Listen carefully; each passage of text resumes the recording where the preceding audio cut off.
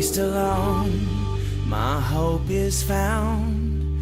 He is my light, my strength, my song. Andad como hijos de luz es el tema del día de hoy. Y vamos a estar abordando Efesios capítulo 5 desde el verso 8 hasta el 14. Voy a iniciar dándole lectura al texto.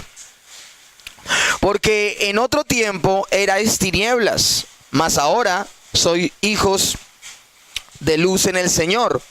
Andad como hijos de luz, porque el fruto del Espíritu es en toda bondad, justicia y verdad, comprobando lo que es agradable al Señor, y no participéis de las obras infructuosas de las tinieblas, sino más bien reprendedlas.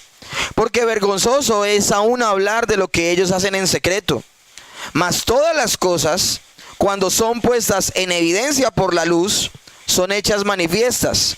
Porque la luz es lo que manifiesta todo. Por lo cual dice: despiértate tú que duermes, y levántate de entre los muertos, y te alumbrará Cristo. El propósito de esta sección del apóstol Pablo, que va desde el capítulo 4 de la carta a los Efesios, verso 17, hasta el capítulo 5, verso 20, es enfatizar que el cristiano es un ser distinto al que era antes y que debe vivir en torno a lo que es ahora. Y eso se convierte en un llamado y en una exhortación a toda la iglesia.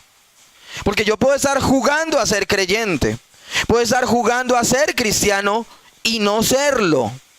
Si yo vuelvo a ver atrás del tipo de persona que yo era antes de convertirme a Cristo, y yo no veo cambios significativos de allá a acá, dudemos hasta de nuestra salvación. Porque deben haber cambios significativos en nuestro ser cuando el Señor viene a nuestras vidas. El pasaje que acabamos de leer habla de una comparación bien contradictoria. Habla de las tinieblas y de la luz. Así de radical debe ser el cambio. Un giro de 180 grados, algo completamente radical. Un ser unido a la persona del Señor Jesucristo debe vivir de manera santa. No puede ser de otra manera.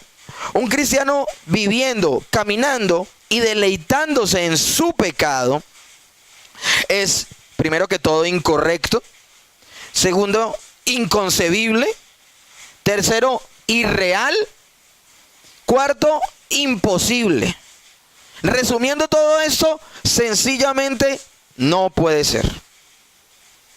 Y vuelvo y te repito, un cristiano o viviendo o caminando o deleitándose en su pecado es inconcebible, es imposible, es incorrecto, es irreal. Sencillamente no puede ser. Y hablo de tres dimensiones. Hablo de caminar, vivir o deleitarse. Porque tú puedes venir acá y no te deleitas con lo que haces, pero lo sigues haciendo. Entonces nosotros debemos reflexionar en torno a este propósito que el apóstol Pablo está utilizando una imagen de despojarse de ser ese ser viciado conforme a los deseos engañosos, que es el pecado, y vestirnos de ese nuevo ser que somos en Cristo. Él también ha enfatizado la necesidad de imitar a Dios como hijos de luz. ¿A través de qué? Del amor. Y finalmente hemos hablado de cómo el amor es el amor de Dios el que debe habitar en nuestras vidas. Ahora, en pos de dicho propósito de amar, el cristiano, siendo santo en su manera de vivir, él va a presentar otro contraste. Y es el contraste precisamente de la luz y las tinieblas. Y dice la cita: porque en otro tiempo eras tinieblas, mas ahora sois luz en el Señor. Y la primera parte de la predicación del día de hoy va a abordar precisamente esto: nuestra antigua naturaleza versus a nuestra nueva naturaleza. La luz versus las tinieblas. No podría existir algo más antagónico y contradictor que esa alegoría que usa el apóstol Pablo. La diferencia entre un cristiano y un no creyente es la diferencia radical que hay entre la luz y las tinieblas. El doctor Martin Lloyd Jones decía lo siguiente: una declaración como esta es muy importante, ya que nos permite entender la condición y la posición exacta del hombre que no es cristiano, el hombre natural. El apóstol nos asegura que dicho hombre no está solo en la oscuridad. Quiero que escuchen esta parte que me pareció impactante. El hombre incrédulo, el hombre natural, el ser caído, no solo está en la oscuridad, sino que la oscuridad está en él. De hecho, él mismo es la oscuridad. Es él parte de la oscuridad. ¿Están entendiendo lo radical de lo que es la oscuridad en un incrédulo? Porque una cosa es creer que estamos inmersos en la oscuridad, pero otra cosa es entender que cuando vivíamos sin Cristo, no solamente estábamos en la oscuridad, éramos parte de la oscuridad. Éramos parte de esa oscuridad. Esa es la terrible condición del hombre en su estado natural. Y eso lo éramos todos, esclavos de un ser maligno. ¿Y cuál era ese ser maligno? ¿El diablo? No, nuestro propio ser. Siguiendo el deseo de ese ser maligno, que también ahí ya sí es Satanás. Que Satanás influenciaba y nos tentaba. Éramos miserables seres. Vivíamos en tinieblas, pero de hecho nosotros mismos éramos las tinieblas. Lo llama el apóstol Pablo aquí tinieblas. Y es bueno nosotros tener bien claro eso desde el principio de la predicación. Porque entendiendo de dónde veníamos, podemos promover nuestro cambio directamente a lo que debemos ser. Y es todo lo contrario, la luz. Y hablando de nuestro pasado, las tinieblas es una muy buena descripción de lo que el hombre sin Dios es. Pues refleja dos aspectos. Uno, lo que hay en la mente y en el corazón del hombre, tinieblas. Pero también las acciones del hombre natural, y todas sus acciones él las hace libremente porque en las tinieblas no es descubierto. Una está relacionada con la otra. Lo que pensamos y lo que creemos con lo que somos. ¿Ok? Si el ser piensa y desea las tinieblas, será tinieblas. Y esa es la condición de los seres humanos naturales. Los seres humanos actuamos según nuestras convicciones, nuestros pensamientos. Pero, ¿qué son las convicciones o pensamientos del hombre natural? Son tinieblas, oscuridad y confusión. Y eso lo vemos en Efesios 4:18. Miren lo que dice. En Efesios 4:18 se habla de las características del hombre viejo. ¿Ok? Y dice que el hombre viejo tiene el entendimiento entenebrecido, está ajeno de la vida de Dios por la ignorancia que en él hay, y por la dureza de su corazón hace con avidez toda clase de impurezas. ¿Entienden el proceso? Esas son las características del hombre viejo. Una mente entenebrecida tiene un actuar tenebroso. Una mente oscura tiene un actuar oscuro. Y una mente confundida tiene un actuar errático. Por esa razón, el ser caído, el hombre viejo, tiende al error. No hay cosa más terrible que un ciego tratando de llegar a un camino que no conoce sin bastón. ¿Su caminar será seguro? ¿Su caminar será aplomado? ¿Su caminar será correcto? Les aseguro que será un caminar errático. El lema del hombre viejo, del hombre caído, del ser natural es: comamos y bebamos porque mañana moriremos. Son inmediatistas. El hombre desde su nacimiento tiene oscuridad en su mente y es ignorante. Ignorante del aspecto más trascendental de la existencia. Es un ignorante de Dios. Y escuchen esto: el ser natural, por su condición caída y en tinieblas, ignora a Dios. Aún teniendo un testimonio interno dentro de sí de que Dios existe, él voluntariamente se hace sordo y ciego a ese testimonio interno e ignora a Dios. Esa fue una de las consecuencias de la caída. Esa es la muerte espiritual, que estamos ¿qué? Separados de Dios. El hombre nace ignorante en varios aspectos de su vida. Por ejemplo, el ser natural ignora su condición caída. ¿Y cómo se ve? Se ve no tan mal. Ustedes le hablan a la gente afuera y la gente no es consciente de su maldad. Y si de pronto logra sacar, sí, Jesús murió por mis pecados, se vuelve más una frasecita de cajón que ellos no entienden lo que significan. Por eso el hombre natural tiende a compararse con los demás y a autoaprobarse y ver que él no es tan bueno como los demás. No es tan malo, como los demás. Y por eso es tan grave ver ese tipo de actitudes al interior de la iglesia. Es terrible ver al interior de la iglesia gente que se compara con el del lado, con su próximo, con su prójimo, y ve que él no es tan malo como el del lado y por eso enfatiza en los pecados del otro y no en los de él mismo. ¿Me comprenden? Porque es tan grave, porque es una señal del hombre caído, del hombre viejo. El hombre natural que no ha nacido de nuevo ignora su condición caída, como también ignora la santidad de Dios. No comprende lo santo que es Dios y por eso se vuelve autocomplaciente con sus errores y su pecado. Una persona que ignora la santidad de Dios es tibio con el trato que da al pecado, porque no entiende que Dios es santo y que donde hay pecado Él no está. También ignora el juicio que se aproxima. Una persona natural y caída siempre piensa que tiene tiempo para arrepentirse y lo pospone, porque realmente no le tiene temor al juicio de Dios. Y una persona caída, natural, que no ha nacido de nuevo, ignora, y es un ignorante completo en torno a lo que el destino le espera por no haber tomado decisiones. O sea, no solamente ignora el juicio de Dios, sino que ignora el castigo de Dios. El mismo Juan el Bautista también confronta a los líderes religiosos. Juan el Bautista confronta, antes de que el Señor aparezca, Juan el Bautista confronta a los líderes religiosos y les dice: ¿quién les enseñó a huir de qué? De la ira venidera. Ahora yo les pregunto, ¿alguien puede huir de la ira de Dios? Ellos creían que sí. Ellos se creían libres. Ellos no iban a ser alcanzados por la ira de Dios. Ellos ignoraban su destino. Lot está en Sodoma y Gomorra.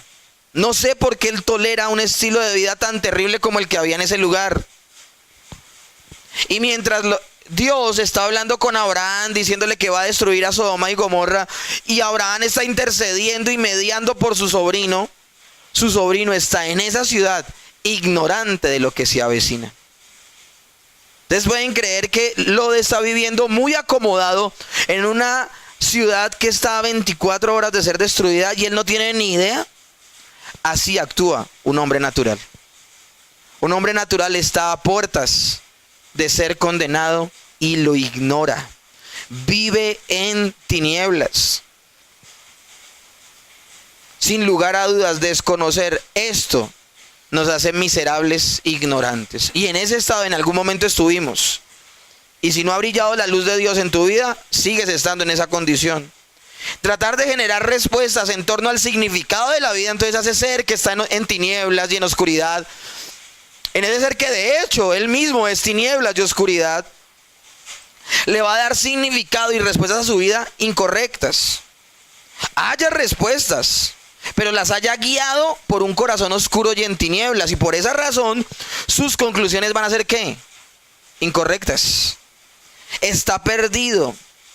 La palabra de Dios describe que está en perdición total.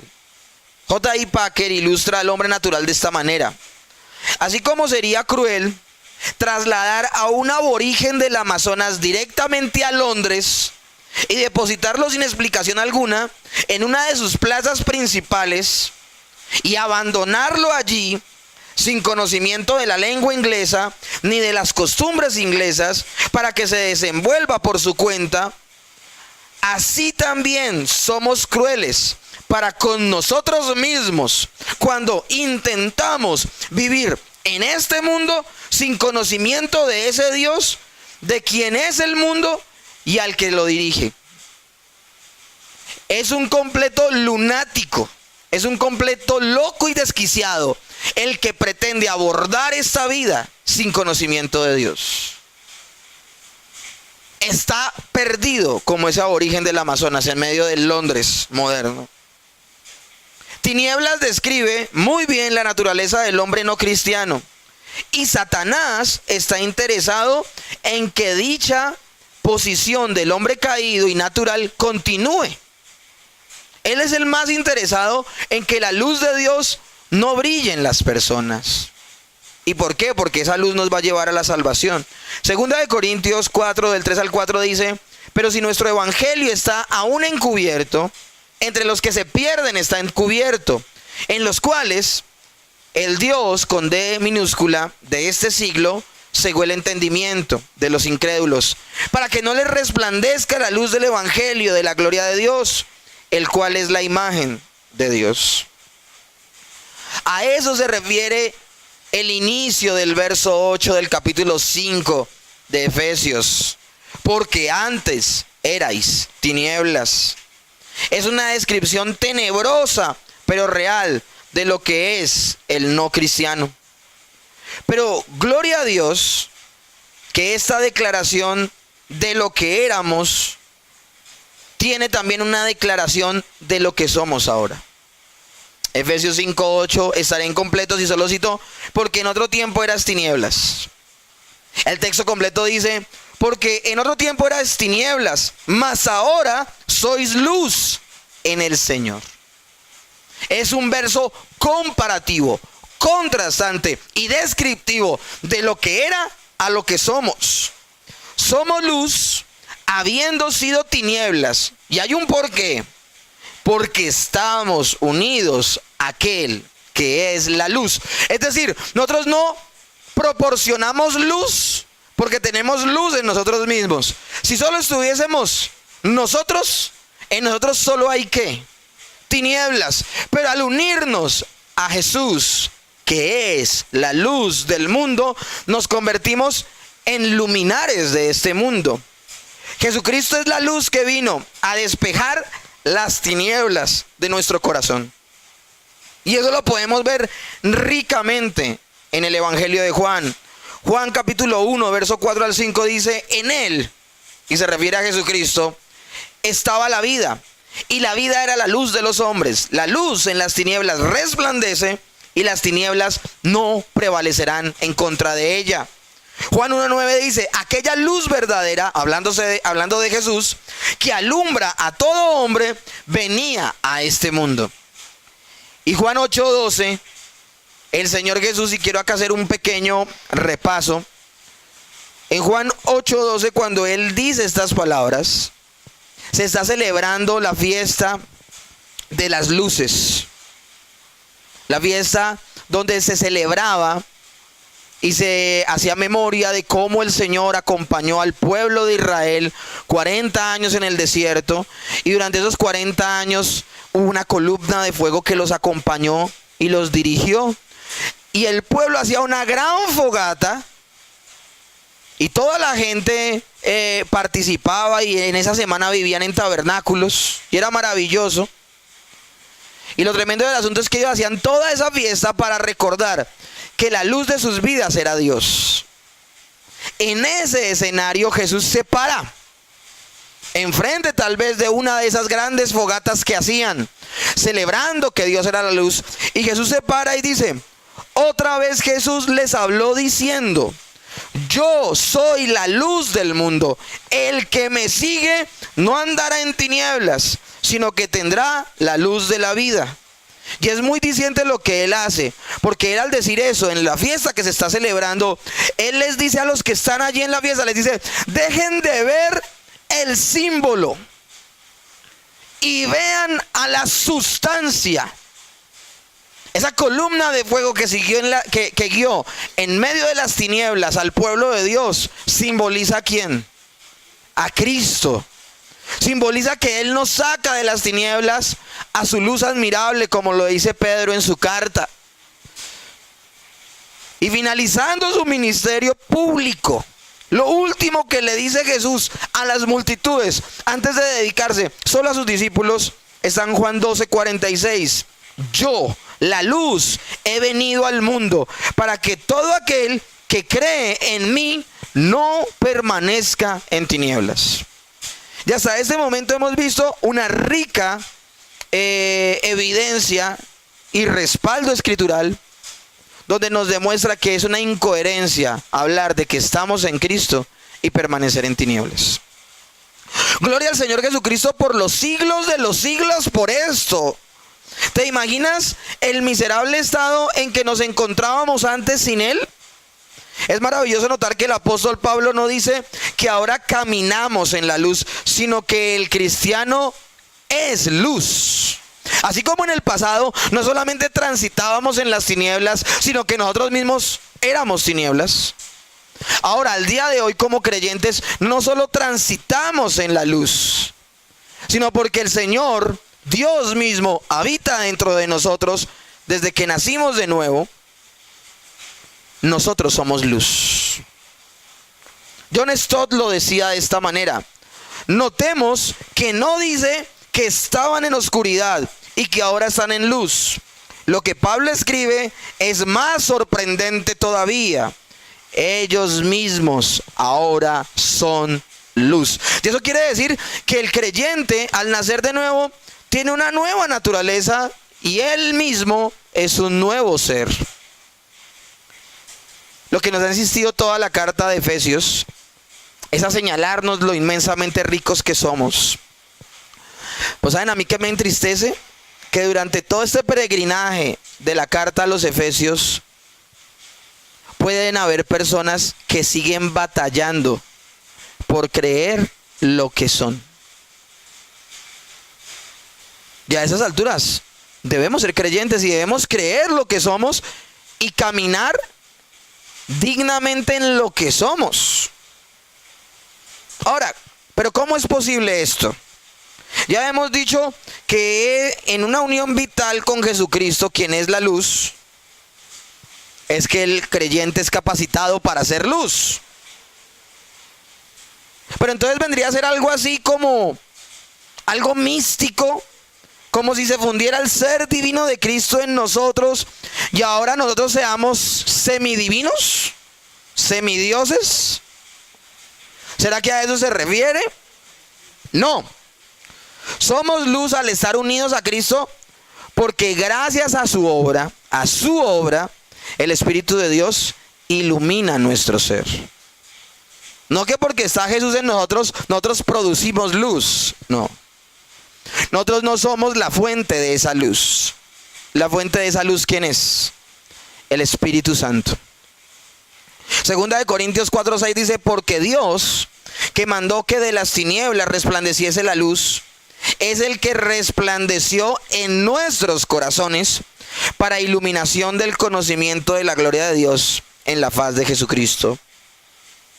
Al día de hoy, porque el Espíritu Santo está en nuestro ser, y al día de hoy, por haber nacido de nuevo, ya no somos ignorantes en torno a nuestra condición natural. ¿Y cuál es nuestra condición natural? Caída. Ahora, ¿cómo se llama esa condición caída en el creyente? ¿Nuestro qué? Nuestro remanente de pecado. Porque aún queda algo allí y no lo podemos ignorar. No somos tampoco ignorantes de la santidad de Dios y entendemos que le pertenecemos a un Dios que es santo y por eso nosotros mismos nos santificamos. No somos ignorantes de la necesidad que tenemos de un Salvador. Y entendemos que necesitamos de un Salvador porque no somos ignorantes de la persona del Señor Jesucristo. Pero ahora el Señor Jesucristo se vuelve relevante, preponderante, una prioridad en nuestras vidas porque no somos ignorantes del juicio de Dios. Y no somos ignorantes del juicio de Dios porque no somos ignorantes del reino de Dios y que un día juzgará y condenará. Dios cambia este ser descrito en Efesios 4:18, que tiene el entendimiento entenebrecido, que anda ajeno de la vida de Dios por la ignorancia que en él hay, por la dureza de corazón, que hace con avidez toda clase de impurezas, lo transforma y lo cambia por un corazón iluminado, una mente enseñada por él mismo, una mente que anhela a Dios. El mismo Efesios 4, pero ya no el 18, sino del 20 al 21 y el 23 dice así: Mas vosotros no habéis aprendido así a Cristo. Si es que en verdad habéis oído y habéis sido por él enseñados conforme a la verdad que está en Jesús. Y el verso 23 dice, y renovaos en el espíritu de vuestra mente. Y eso de renovarnos en el espíritu de nuestra mente significa que somos transformados al transformar nuestras convicciones, siendo reemplazadas las vanas mentiras que dirigían nuestra vida por la verdad. Si tú al día de hoy tienes las mismas convicciones que en el pasado, no estás produciendo nada de parte de Dios. Sigues en las mismas tinieblas. Lo primero que hace el Señor en la vida del creyente es cambiar sus convicciones, porque detrás de sus convicciones van a ir sus emociones y su voluntad. Pablo le dice lo mismo a los cristianos de la ciudad de Roma.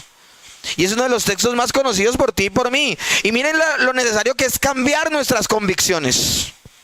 Romanos 12:2. Voy a leerlo en la nueva versión internacional y luego lo cito de Reina Valera. No se amolden al mundo actual, sino sean transformados mediante la renovación de su mente. ¿Cómo dice Reina Valera? No os conforméis a este siglo, sino transformaos por medio de la renovación de vuestro entendimiento, para que comprobéis cuál sea la buena voluntad de Dios, agradable y perfecta. Algunas personas sufren su vida, son de lo más desdichados en sus vidas, porque no creen que la voluntad para Dios en sus vidas sea buena, agradable y perfecta. ¿Y por qué no creen que la voluntad de Dios para sus vidas es buena, agradable y perfecta? Porque no han renovado su mente. Porque no se han transformado por medio de la meditación, de la palabra y de la oración. Y piensan que son de lo más miserables en esta vida. Y aún llegan a guardar en sus corazones la idea de que Dios no es bueno por lo que ellos están viviendo, porque sencillamente no han renovado su mente. Aún personas que llegaron en profunda crisis en el parámetro bíblico, en el Antiguo Testamento, no los vemos quejarse al punto de pensar algo en contra de Dios. Miren a Job, lo perdió todo. Y fue una condición que tal vez duró mucho tiempo. El libro de Job es bien extenso. Y yo creo que fue un buen tiempo. No me atrevo a decir un número, un tiempo. Pero debe haber sido un largo tiempo. Y él prefirió pensar cosas en contra de sí mismo que en contra de Dios. ¿Saben por qué? Porque en medio de esa situación, Job permitió que su mente fuera transformada. Job aborda el libro, sí, no diciendo despropósito en contra de Dios, es verdad. Pero todo el tiempo él está diciendo a Dios, ¿por qué? ¿Por qué? ¿Por qué? Y detrás de ese ¿por qué me ha pasado esto a mí? Hay una demanda. Y detrás de esa demanda hay una convicción de Job. ¿Y cuál convicción es? Que Dios pudo haber sido ¿qué? Injusto. Él no se atreve a decirlo con su boca.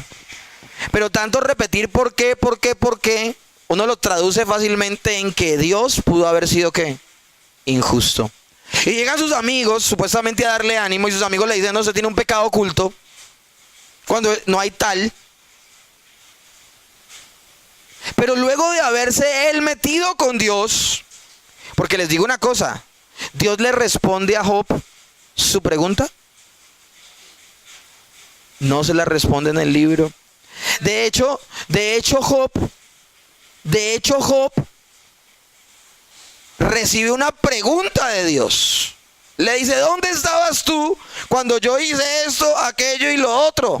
¿Sostienes tú este mundo y el universo y no sé qué? ¿Has hecho acaso tú? Dios nunca le responde a Job. Lo que le hace es una contrapregunta. Job se pudo haber sembrado más contra Dios.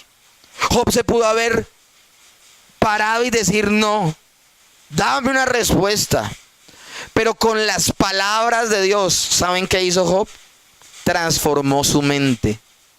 Y entendió lo pequeño que era él. Y entendió lo grande que era Dios. Y entendió que Dios era tan grande que había un propósito que, aunque él lo ignoraba, era un propósito bueno para lo que él estaba viviendo. Y al transformar su mente, renovó su ser y entendió que Dios era ¿qué? Bueno, agradable y perfecta su voluntad. ¿Cómo Job puede entender que Dios es bueno si perdió a todos sus hijos? ¿Cómo Job puede entender que Dios es bueno, que Dios es grande y su voluntad es agradable y perfecta cuando se quedó sin bienes? Cuando tiene sarna de los pies a la cabeza. Cuando lo único que le queda es su mujer y su mujer le dice, maldice a Dios y muérete. ¿Saben por qué comprende que Dios es bueno y que su voluntad es agradable y perfecta? Porque permitió que la palabra de Dios transformara su ser. Por eso Job al finalizar el libro dice, yo pongo mi boca, mi dedo sobre mi boca y guardo silencio. Guarda mi boca. Yo de oídas te había oído, mas ahora mis ojos te ven. Cuando él tuvo esa clase de conocimiento de Dios, estando aún con sarna y en una situación deplorable, el Señor le dice, vaya y ore por sus compañeros que decían que usted estaba en pecado, sus compañeros que decían que usted no era nadie. Ustedes más que ellos en este momento de conocimiento de Dios, porque transformaste tu mente. Y un hombre leproso con sarna ora por gente que está saludable. ¿Ustedes creen que eso sucedía solo en el Antiguo Testamento? Pues si algo tan maravilloso sucedió en Job, ¿qué no puede suceder con nosotros, que habita el Espíritu Santo dentro de nosotros, condición que no tenía Job?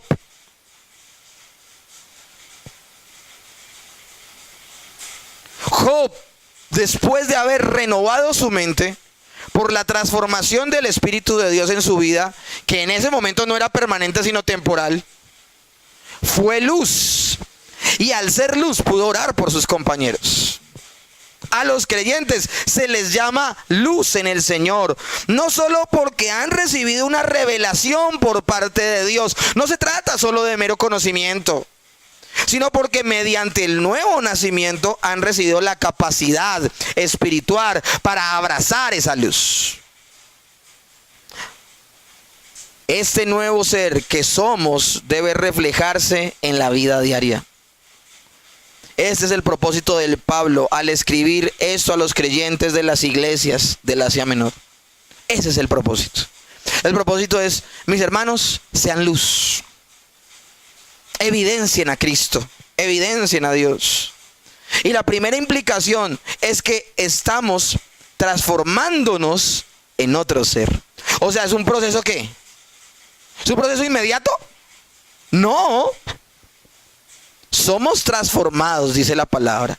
Y eso habla de un presente ¿qué? Continuo. Efesios 5:9. Porque el fruto de la luz en toda bondad, justicia y verdad. Un nuevo ser que se transforma poco a poco en la imagen de Cristo. Muchas personas piensan equivocadamente que ser cristiano es una decisión. Y lo hablábamos ahorita. No, es que ser cristiano es una decisión. Qué terrible equivocación. El esfuerzo humano no puede convertirte en otro ser. Es que yo decidí cambiar. No. Un cristiano es alguien que ha nacido de nuevo, en el cual habita el Espíritu Santo y da fruto porque el Espíritu Santo permanece en él. Juan 15 dice, permaneced en mí y yo en vosotros. Porque el día que ustedes dejen de permanecer en mí, no darán fruto y nada podrán hacer.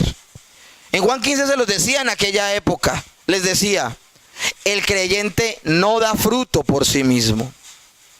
Y por eso el Señor no nos manda a dar fruto. El Señor no nos manda a permanecer en Él. Porque si yo permanezco en Él y dependo de Él, la conclusión obvia es que ¿qué? Llevaré fruto. ¿Y qué es llevar fruto? Cuando yo dependo de Dios, se evidenciará en mi vida que yo dependo de Él. ¿Lo comprende? Se evidenciará. No puede haber lo uno sin lo otro. Y acá yo quiero citar algo. Quiero citar el texto, porque una cosa es depender de Dios y otra cosa es dar fruto. ¿Correcto? Depender de Dios es mi comunión con Dios. Dar fruto es mi evidencia de que soy un verdadero creyente al mundo.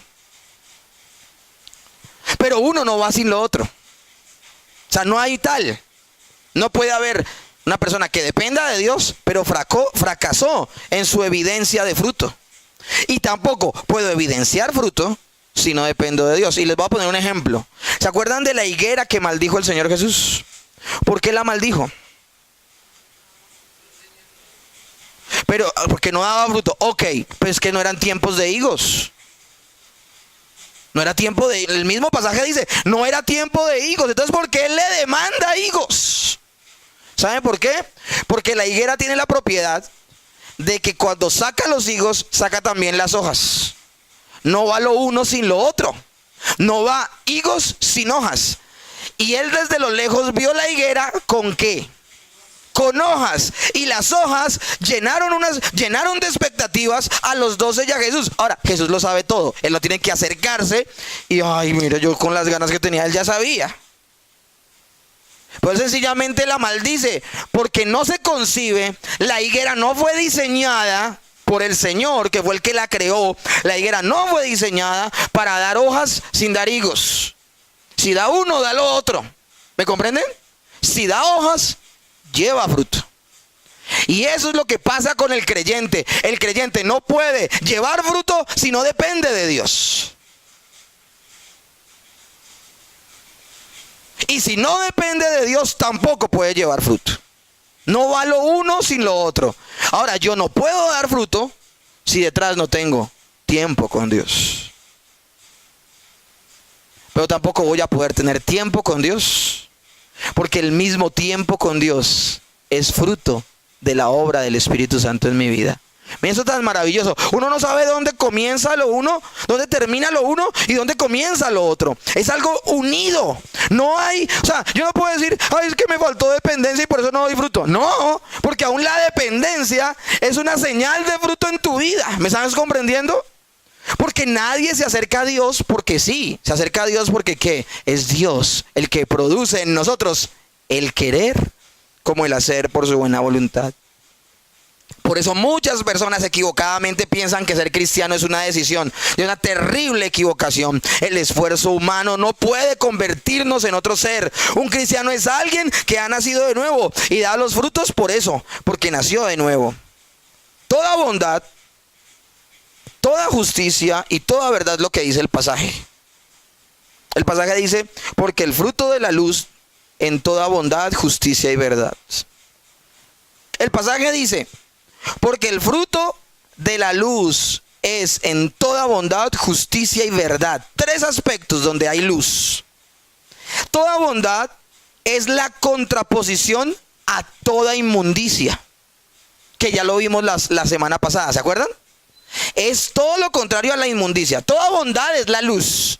Toda inmundicia son las tinieblas. Y todo el tiempo hemos hablado de despojarnos de lo viejo y revestirnos de lo nuevo. ¿Sí es lo importante de conocer el contexto del pasaje para poder seguir entendiendo al apóstol Pablo y lo que quiso decir por revelación divina? Es la contraposición de toda inmundicia, en el cual vive el hombre natural, como lo expresa el versículo 3 del capítulo 5. Toda justicia es el gozo de hacer lo que es debido a los ojos de Dios. Y toda verdad es la dirección de nuestra existencia que está sometida a la palabra de Dios. Entonces dirán, bueno, ¿esto qué quiere decir? Tranquilos, ya se los voy a explicar. Qué hermoso fruto que restaura lo que el pecado destruyó.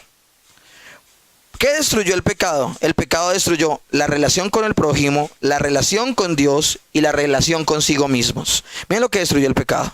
La relación con el prójimo, o sea, con el otro. La relación con Dios y la relación con nosotros mismos. Pues toda bondad restaura nuestra relación con el prójimo. Toda justicia restaura nuestra relación con Dios. Y toda verdad restaura nuestra relación ¿con quién? Con nosotros mismos. Esto es maravilloso. Este versículo 9 tiene algo adicional. Y es que está entre paréntesis. ¿Y qué se refiere a eso?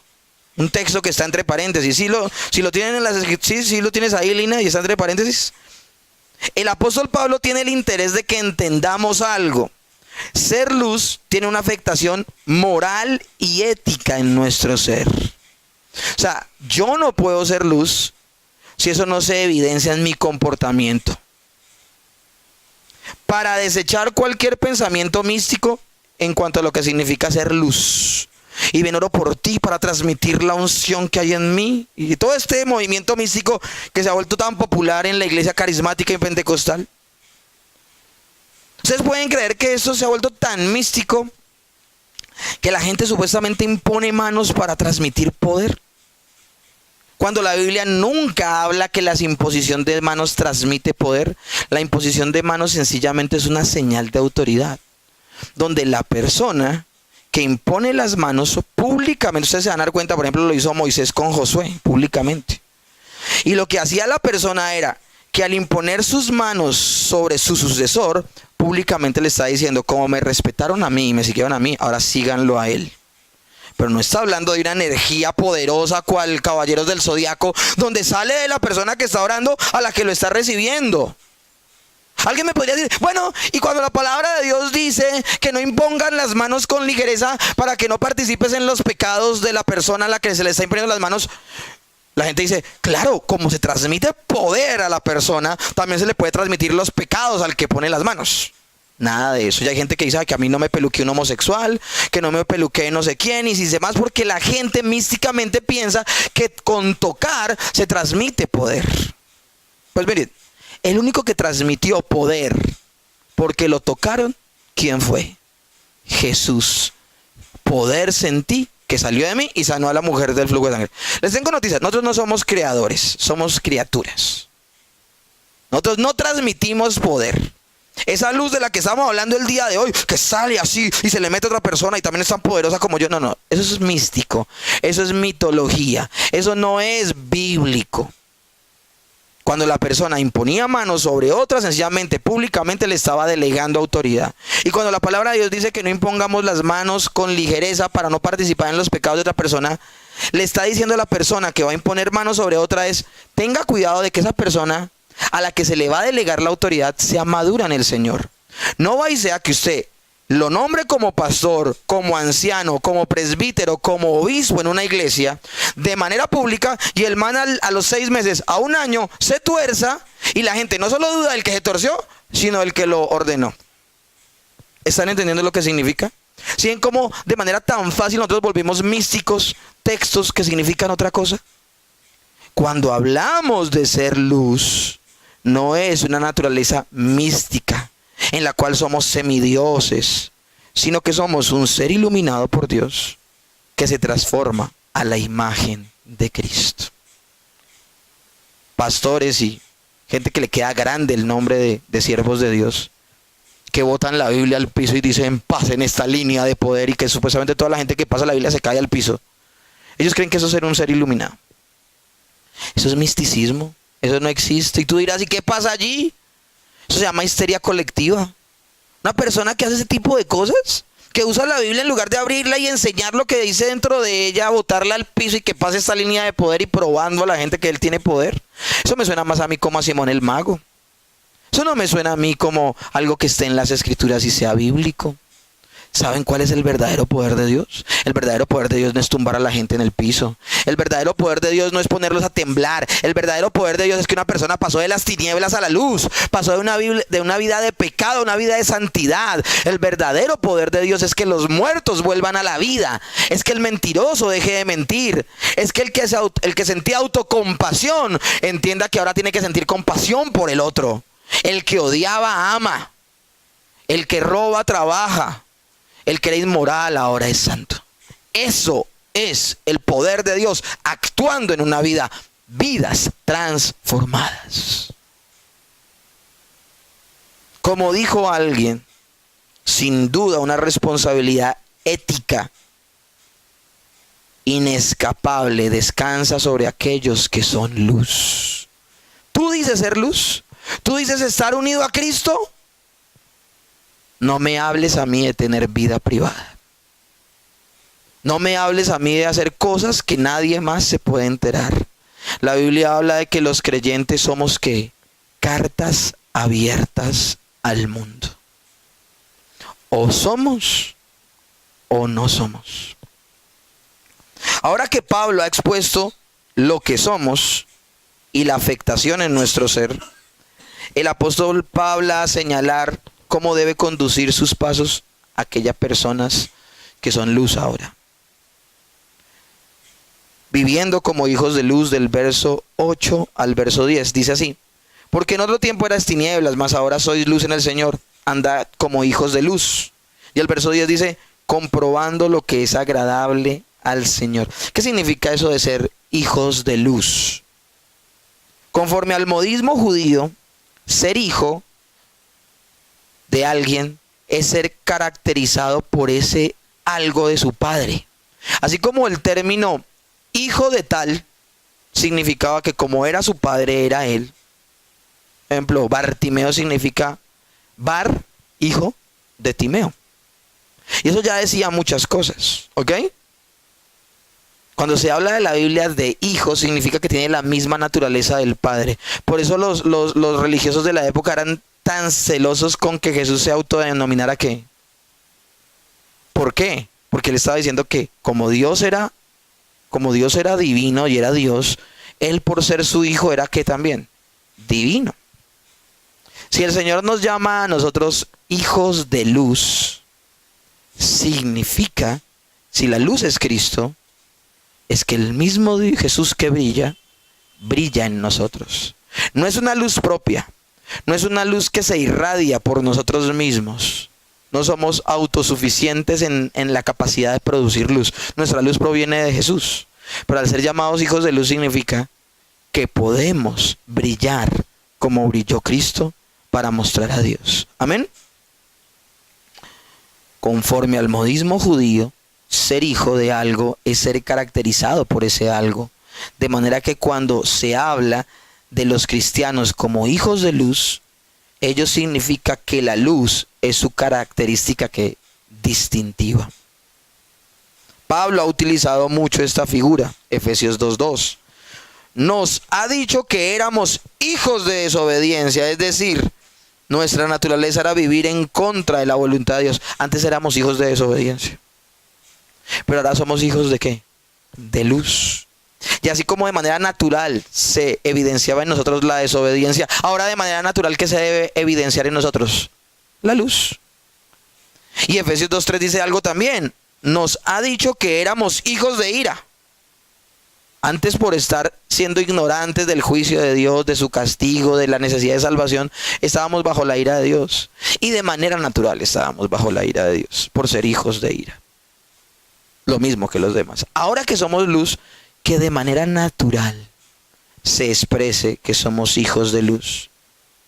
Ya que en el capítulo 5:1 se nos ha dicho que somos hijos amados de Dios, es decir, con la posibilidad de imitar a Dios, y se nos ha ordenado hacerlo específicamente en cuanto al amor. Ahora Pablo ordena que andemos como hijos de luz, es decir, ser lo que ahora somos, iluminando a nuestro alrededor. Por eso no existe tal cosa como cristianos agentes 007. No existe tal cosa como cristianos que se ocultan. Paul Tillich dice lo siguiente: el secreto de una vida plenamente realizada consiste en efecto en vivir lo que soy. Tú no eres pleno cuando dices ser una cosa y haces otra. Tú eres verdaderamente pleno cuando haces lo que dices ser. Primera de Juan 1 del 5 al 7. Este es el mensaje que hemos oído de él y os anunciamos: Dios es luz y no hay ningunas tinieblas en él. Si decimos que tenemos comunión con él y andamos en tinieblas, mentimos y no practicamos la verdad. Pero si andamos en luz, como él está en la luz, tenemos comunión unos con otros, y la sangre de Jesucristo su Hijo nos limpia de todo pecado.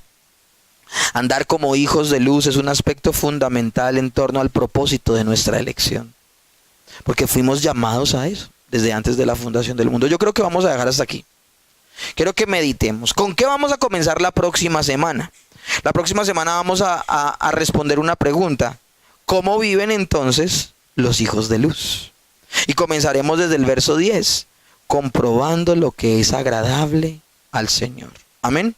Hoy ya establecimos algo maravilloso. Establecimos de dónde fuimos llamados y a dónde nos quiere llevar el Señor. Establecimos que debemos ser lo que decimos ser. En 8 días vamos a hablar de cómo serlo. Amén. Señor, en esta mañana te doy muchas gracias. Bendecimos tu nombre. Te damos toda la gloria, Señor. Seríamos unos locos y unos desquiciados si ignoramos de dónde hemos sido llamados, Señor.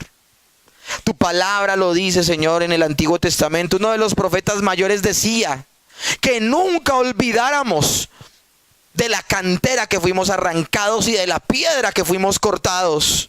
Señor, no podemos ser como la puerca lavada que vuelve al cieno. Como el perro que una vez que vomita vuelve a su vómito y se lo vuelve a comer. Señor, guárdanos de volver a vivir en tinieblas diciendo ser luz. No fue una condición, porque incondicionalmente nos alcanzaste, nos amaste y nos elegiste. Pero sí es el propósito de nuestra elección. Vivir vidas santas, vivir para la gloria de Dios, vivir en la luz de Cristo y con ella irradiar a los demás, al Dios de luz. Tal vez pueda haber aquí personas que se sienten tan sucias como el mismo Job, lleno de sarna de los pies a la cabeza. Pero Dios ha decretado en tu vida que Él te limpia, que Él te perdona y que Él te sana. Lo único que debía hacer Job era creer y vivir una vida al nivel de lo que se había dicho de él. Y aunque su condición externa decía una cosa, él conocía a Dios y por eso pudo orar por sus hermanos. No se quedó con esa luz. Ya es suficiente. Ya ha pasado mucho tiempo, tú como creyente, lamiéndote tus mismas heridas. Ya ha pasado mucho tiempo. Es hora de que en la presencia de Dios seas transformado y renovado. Ya es tiempo que en la presencia de Dios aceptes lo que eres en Cristo y vivas al nivel al que has sido llamado. E impactes a la sociedad y al mundo con la luz que irradias de Dios. Señor, muchas gracias por tu palabra. En el nombre de Jesús. No hay cosa más plena para nuestras vidas que vivir al nivel de lo que decimos ser. En el nombre de Jesús. Amén. Y amén.